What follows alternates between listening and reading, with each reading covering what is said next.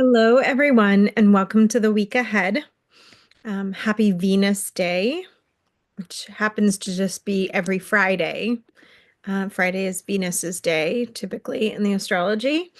And today is also St. Valentine's Day, which, from my perspective, is quite perfect for a Virgo moon. You might not think of it that way because most people think of Valentine's Day in its connotations of celebrating romantic love, offering Valentine's, chocolates, hearts, flowers, having a sweetheart. All week, my daughter in my daughter's little school, they were exchanging Valentines and we were making little heart-shaped cutouts. And then I just thought to actually research Saint Valentine and to see when this holiday originally emerged because it's not just about Hallmark cards. And what I discovered, thanks to Wikipedia, is that its original roots are in the Catholic Church in the 14th and 15th century. And it was the feast day of Saint Valentine, who was a martyr.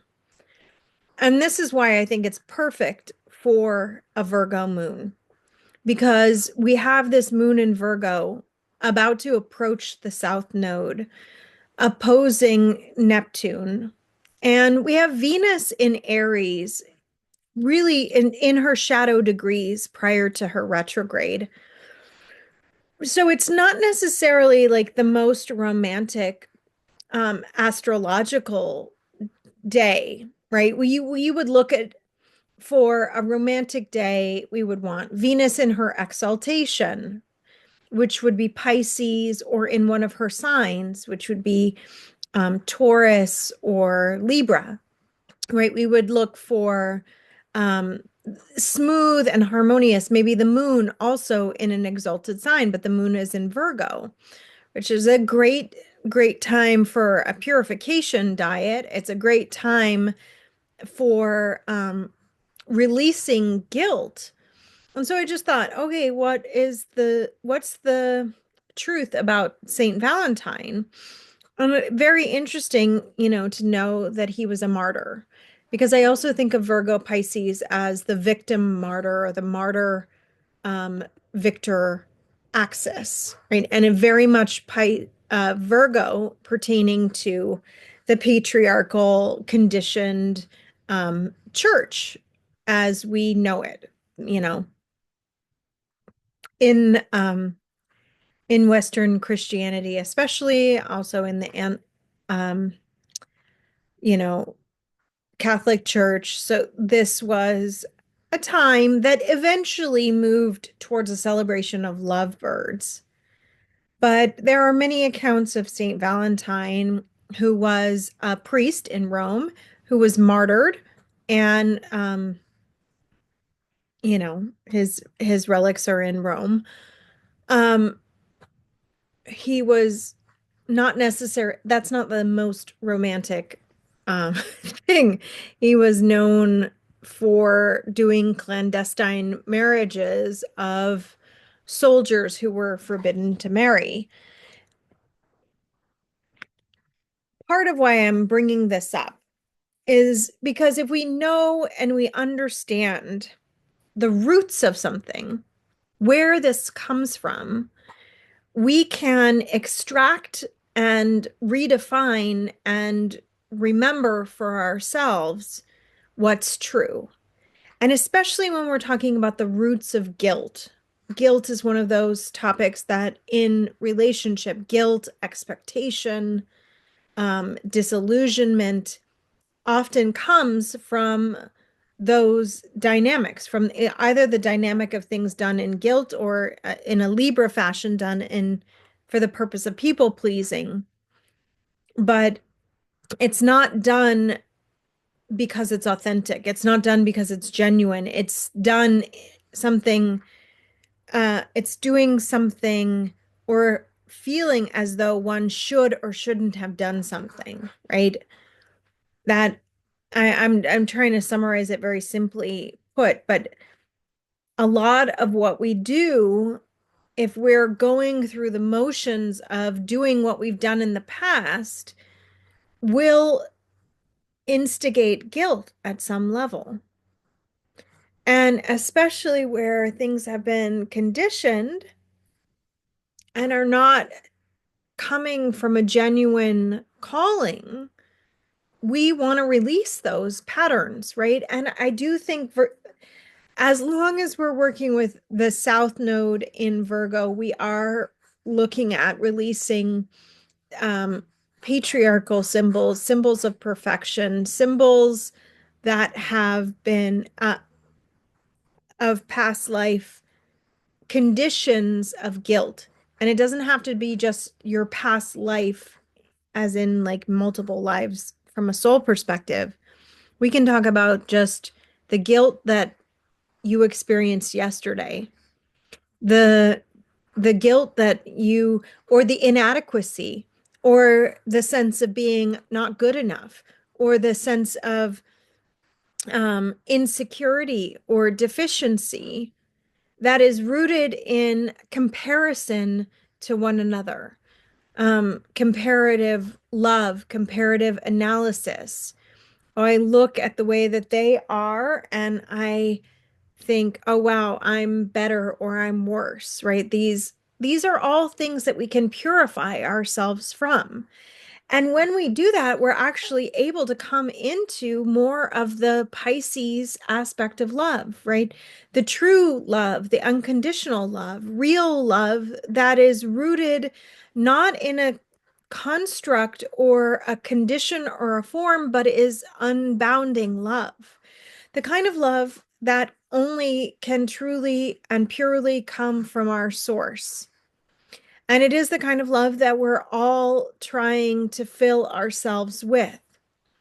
The truth of Piscean unconditional love, or I would say source unconditional love, is that it is infinite and boundless and unending, in that we can be filled with it and filled with it and filled with it again and again and again.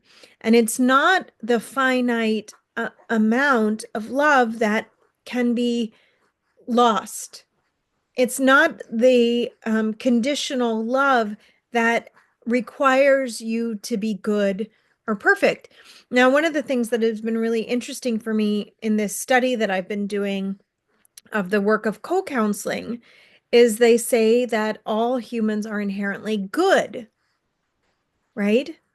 And so if that's true, which I believe it's true in our purest form, that we're all born good, and that of course we have, they say that we have these distress recordings, hurts that get perpetuated and carried on and on and on.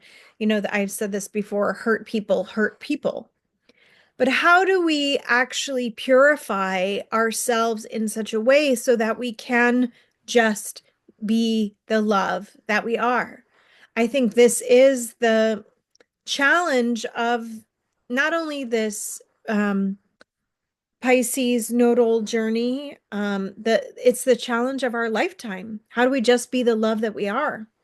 How do we remove all the barriers to that love so that we can be that love? And where do we start, right? Often it's easy to start in the places where we have the most, mm, oh, it's so it's interesting. I'll use this example. In the Buddhist tradition, there's a practice of loving kindness. And the practice is about sending metta or love, loving energy, loving kindness, warmth from your heart in meditation to others.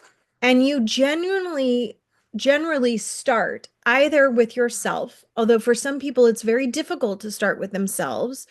So if that's the case, you start with someone that's easy to love. So that could be like my little baby here who's wiggling his arms and getting all excited about this thing that he's looking at. And or your cat or your dog, right? Or something very sweet where affection can be placed there easily. So you can genuinely feel that sense of affection. But for those of us who have been really hurt, maybe that's not even easy to access. Maybe it's hard to access love, right? So the practice of metta is a generative practice. The more we do it, the deeper and more open our hearts are. I know I've had the experience of being on loving kindness retreats and cultivating that love, and it becomes easier and easier to love. And as you do that, you work your way towards, from sending loving kindness to the little baby or to your pet, your sweet one, your sweetheart, and then to maybe um, yourself, and then to maybe the person at the grocery store, someone who's neutral, the guy that works at the gas station who you see, or the coffee shop lady. There's a coffee shop in our town called the Love Coffee Shop, and I love it there because everything, I mean, there you can feel how much love they put into what they're doing. Um, and then you send the love out to your local community, right? To the people around you, visible and invisible, those you know and those you don't know, or to your friends. And then you send it out a little further, right, to the state or the country that you live in. And you start rippling the love outwards into this place. And often people save the difficult person for the last round of metta, right? And the difficult person is the person you call to mind where there's still a hurt there. There's still an unforgiveness. There's still a trigger there. There's still a sensitivity there. There's still a challenge there. And that is then where you place your attention, sending love to that person. Um, and it really does work. I know that when I was getting divorced, it was very difficult. And so I practiced on Metta retreat, sending love to my ex-husband, and really, and I had to stay determined to hold my heart open in a state of unconditional love in order to not fall into the pattern that we can as human beings of converting what was love to hate, right? And likewise, we can be working in our lives to convert what is hate in the world to love. That is our job. We're working on one end of the spectrum. Either we're working on forgiveness of ourselves and others, right? That's the Pisces end, or we're working on purification of our mind and of the guilt and of the shame, of the inadequacy, of the hurt. And I share this because we're preparing for a Venus retrograde, Venus in Aries in particular. And I and she will eventually during the retrograde go back into the sign of Pisces, but she initiates her retrograde cycle in Aries, which is the first sign of the natural zodiac. It is a very you know, strong initiatory sign. It is Mars ruled. And I'll read to you a little Jeffrey Wolf Green about on Venus and Aries. The Venus and Aries person will be quite narcissistic, self-oriented, and feel within themselves that they are quite special, right? It's a kind of like Leonian dynamic. Inwardly and instinctively, they will have some undefined special destiny to fulfill, which requires a fundamental independence in order to actualize it. Thus, in relationship, these people can never fully commit themselves to another person, always keep a deep part of their inner self isolated from the relationship. Cyclically, the Venus and Aries person can be extremely passionate and involved. They can seem fully committed, which displays passion, intensity of the very creative nature, which can keep the relationship moving forward. Now, this can be helpful for us in initiating relationships. Like you go out to a party and you meet a new friend, and there's like a connection and you get excited. And but until that initial instinct is grounded in vulnerability, more, you know, continuity, learning about each other. It it really isn't necessarily anything. It could just be a one-off meeting. Um, in evolutionary terms, the Venus in Aries person has embarked on a new cycle of personal development. Freedom is necessary in order to discover and actualize in this new cycle. The key to actualizing this in a positive way is to embrace the opposite sign of Libra, um, encouraging the independent actualization of those needs and then attracting others to do it together, right? This is the Venus Aries Libra axis. And I share this with you, you know, I'm the administrator of the Jeffrey Wolf Green Association of Evolutionary Astrologers, and we will be beginning next month a brand new cycle of our membership, which, if you become a member, includes access to our annual class series, which will be entirely devoted to Venus, sexuality, and evolution. And during this, we'll be going through each and every class in polarity. So Venus in Aries with Venus in Libra. And our first class is completely free. You're welcome to join us for that introduction just to Venus as taught in evolutionary astrology. And that'll be taught by Kristen Fontana, Jason Hawley, Ari Moshe, and myself.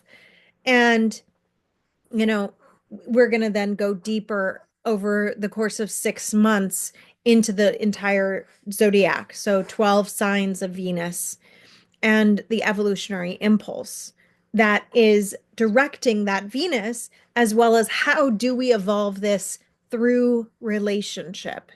Because all evolution in some way, shape, or form is evolution through relationship. The soul does not live or experience in a vacuum. We are always either connected to ourselves, to our source, or to the other, to another, right? This is the essence of the first house and the seventh house axis. And so as we go through this class series, we'll be deepening into that. You're welcome to join the free class. The link to RSVP is in the description to this video.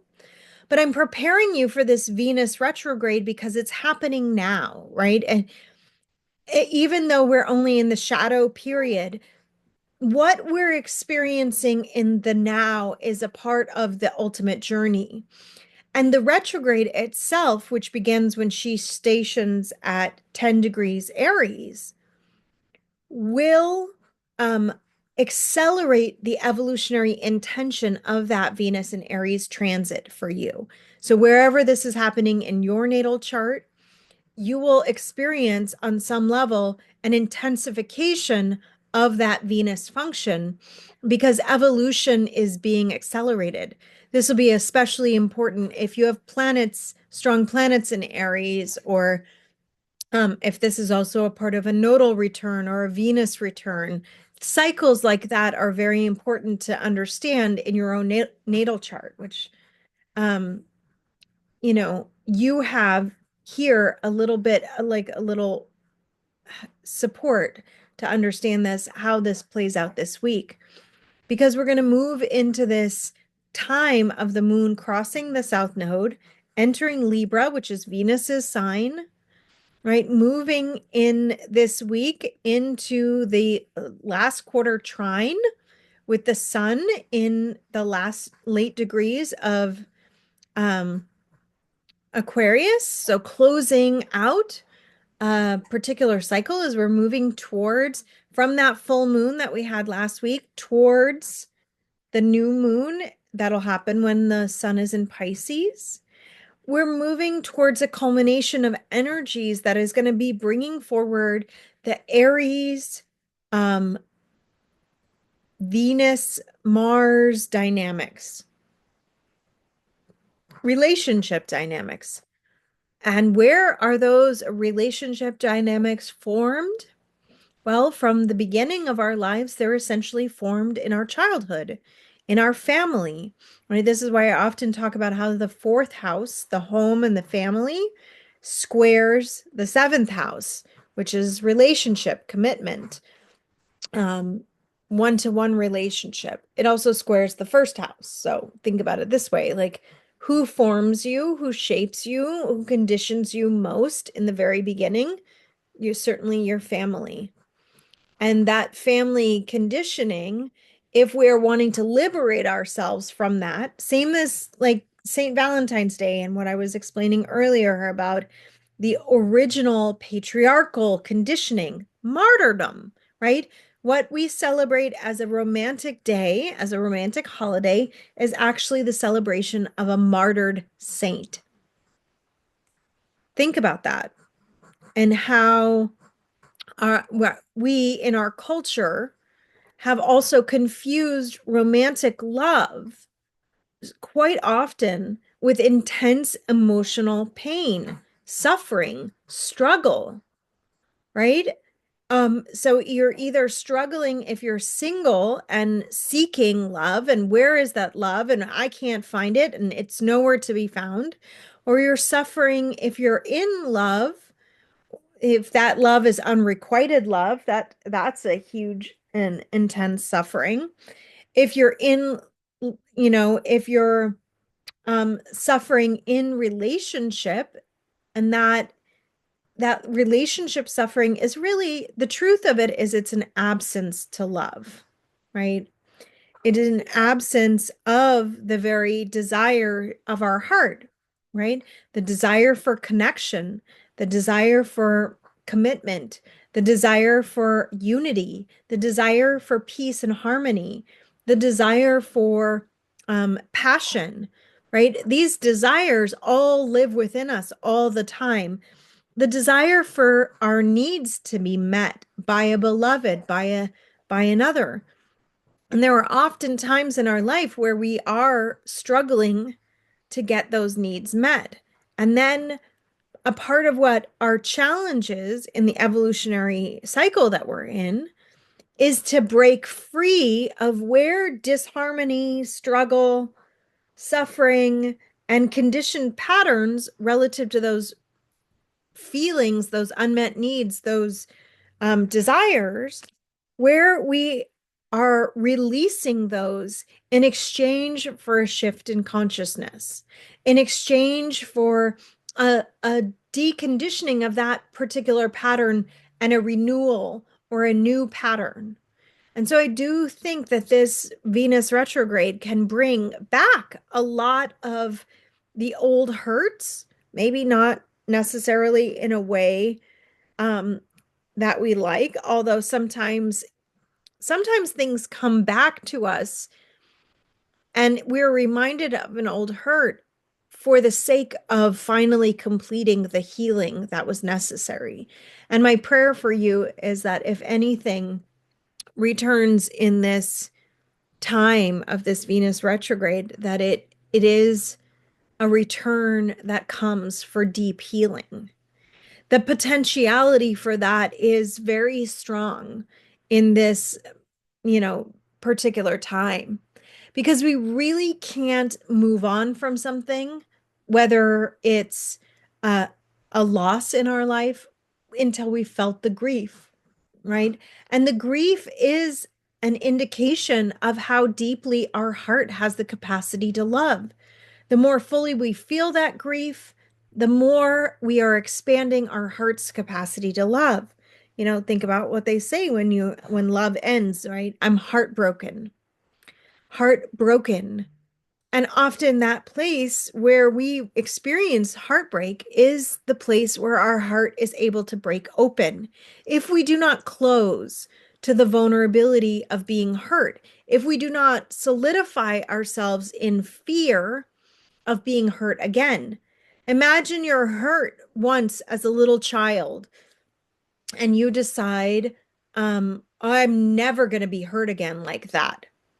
So your whole life you go saying, nope, nope, I'm never going to be hurt again like that. I'm never going to do that again. right? But that original hurt that happened as a child was a mistake. It was an accident. And when you were little like that, it wasn't true about you. It wasn't meant to be your reality for your entire life. But that very little part of you decided that you were never going to do that again because you were hurt in that way. Most of us, on some level, whether conscious or unconscious, operate in protecting our hurts. It's like my little girl, when she gets a owie on her finger, she asks for a band-aid. But I started realizing that my 2-year-old is often asking for a band-aid on the same spot, even though it's healed, right? Even though there's no owie there anymore. But she got used to having a band-aid on that owie. And so when she feels emotional and she feels tender, like she's going to be hurt again or like she's just been hurt, even though there's no owie there, she's asking for a band-aid. And this can be our truth in love. This can be our experience. Not that it's truth with a capital T, but it's our reality, it's our experience, and it needs to be valid. It needs to be felt. It needs to be recognized. There is some part of that little girl or that little boy that was hurt needs to feel the safety to go, oh, that owie is still there. I am still hurt. I am still putting a band-aid over a part. I am still saying, no, I'm never going to do that again because I don't want to re-experience that which was so, so painful at a time when, of course, you were too vulnerable and too little to understand or psychologically process or even maybe have the support to feel your feelings, right? Your parents did not know how to help you feel your feelings when you know, a new sibling came into the house and you were no longer the most important person in the room. They did not know how to help you feel your feelings when they were fighting and they were depressed and they were separating and it wasn't about you, but they pointed their focus on you and that hurt, right? So there is a real powerful access point for our own healing journey in the retrograde, because what can be elicited by the return of things, whether it's an old lover who calls or comes to visit, whether it's an old relationship wound that's reactivated through the relationship, or even just through our own feeling body, through our own emotional triggers, right? Whether it's something deep in our patterns of intimacy and connection and undeniable desires for connection that haven't been satisfied or healed or held in a tender way, right? I was thinking about this the other day. There aren't very many places where you can go to process deeper sexual trauma and healing for that.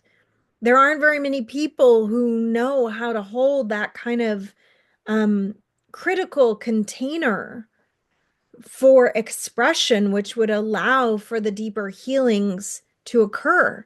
And yet, our society is rampant with the side effects of those traumas being suppressed in our lives, with the side effects of those traumas being a part of our experience. And until we are able to name them and claim them and feel them and heal them, we will lack the reality of the healed experience in our lives.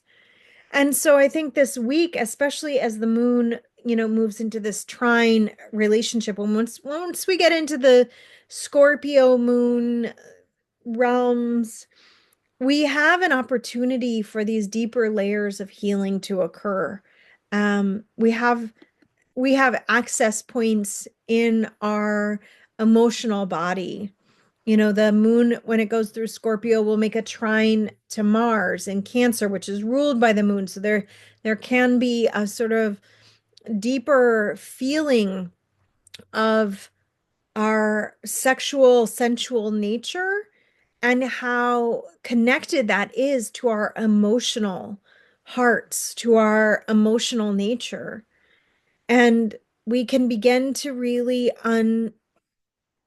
understand that all of this is meant for our good, right? All of this is meant for our ultimate healing, but it has to come through the the choice that we have to allow it to surface, to allow it to be seen, to allow it to become transparent for us. you know no, there's that phrase, no mud, no lotus flower, right?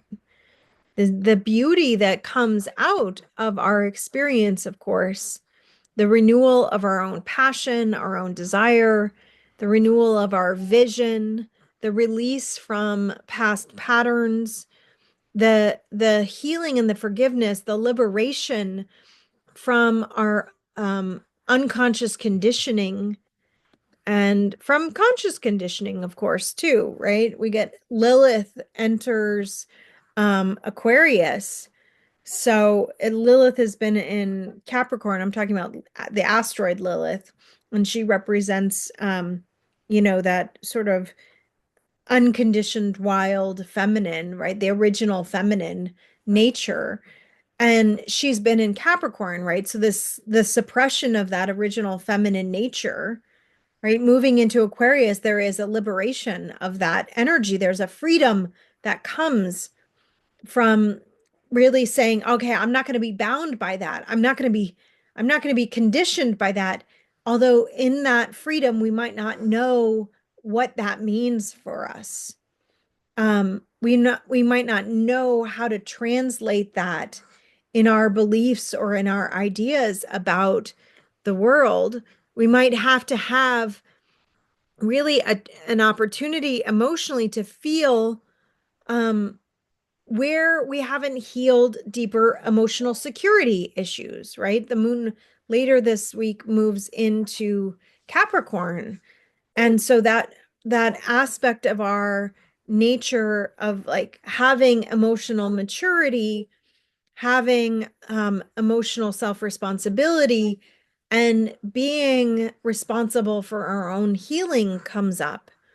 The moon will make a square to Chiron. Mars is in a loose square to Chiron. It's within 3-degree orb, and Mars is ruled by the moon. So I think when we get to this kind of T square, there can be breakthroughs if we are willing to take responsibility for our own healing.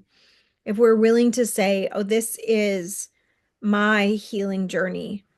I am healed. And from that, then we can truly call into our lives what it is that we actually desire.